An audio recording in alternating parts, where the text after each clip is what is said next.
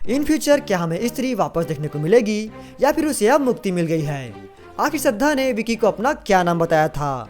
अक्षय कुमार का कैरेक्टर आखिर कौन था? उसे सरकटा की लाश का लावा किसने लाके दिया?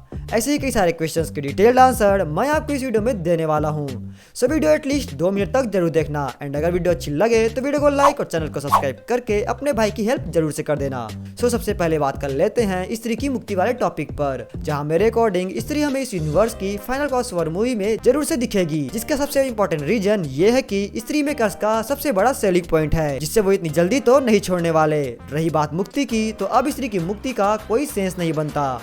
अगर आपने भूत या प्रेतात्मा से रिलेटेड कोई भी कंटेंट कंज्यूम किया होगा तो आप जानते ही होंगे कि किसी भी इंसान की आत्मा भूत में तभी कन्वर्ट होती है जब उसकी कोई इच्छा अधूरी रह जाती है एंड जब उसकी वो अधूरी इच्छा पूरी हो जाए तब उसे मुक्ति मिल जाती है। एंड यहाँ स्त्री के केस में उसकी अधूरी इच्छा ये थी कि उसे भी गाँव वालों से सम्मान मिले, जो कि पार्ट 1 में पूरी हो जाती है और वो चली जाती है। एंड यहाँ हम ये मान सकते थे कि स्त्री को अब मुक्ति मिल गई है एंड वो वापस नहीं आने वाली। बट पार्ट 2 में स्त्री को वापस से अपेयर करवा के मेकर्स ने इस थ्योरी को भी फेल कर दिया। बोले तो अगर अब मेकर्स मूवी में स्त्री की मुक्ति तभी दिखा सकेंगे जब उनके पास वेल मेड लॉजिकल रीजन हो।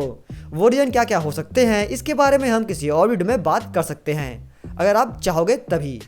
सो इस सीन में श्रद्धा ने विकी को अपना क्या नाम बताया था, जिसे सुन के वो शॉक हो गया। जहाँ पर्सनली मैंने इस सीन को काफी हल्के में लिया था। मुझे लगा था मेकर्स ने ऐसी छोटा मोटा सस्पेंस क्रिएट करने के लिए श्रद्धा का नाम रिवील नहीं किया। बट जब मेरी नजर श्रद्धा के नाम से रिलेटेड थ्योरीज पर पड़ी तो मुझे इसकी इंपॉर्टेंस समझ में आई। एक थ्योरी के अकॉर्डिंग श्रद्धा का नाम मुन्नी हो सकता है, जिसे ये लोग मुंजे से कनेक्ट करने वाले हैं। एंड वही दूसरी थ्योरी के अकॉर्डिंग श्रद्धा का नाम सुनहरी सुनहरा होगा, जिसके पीछे का रीजन ये है कि इस यूनिवर्स की अपकमिंग मूवीज की लिस्ट में सुनहरी सुनहरा नाम से एक मूवी लिस्टेड है, जो कि स्त्री का प्रीक्वल है, जिसमें हमें स्त्री और श्रद्धा की ओरिजिन देखने को मिलेगी। सो मेकर्स इसे ऐसे भी कनेक्ट कर सकते हैं। सो अब बात कर लेते हैं अक्षय कुमार के कैरेक्टर के ऊपर कि आखिर वो कौन था और उस तक सरकटे की लाश वाला लावा किसने और कैसे पहुंचाया एंड क्या वो सच में पागल है।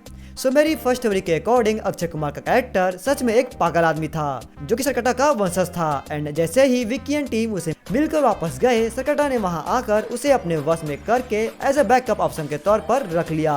सरकटा अगर महापूजा की रात असफल होकर मार जाता है, वो किसी तरह उसकी बॉडी को कॉन्कर करके उसमें समा जाएगा।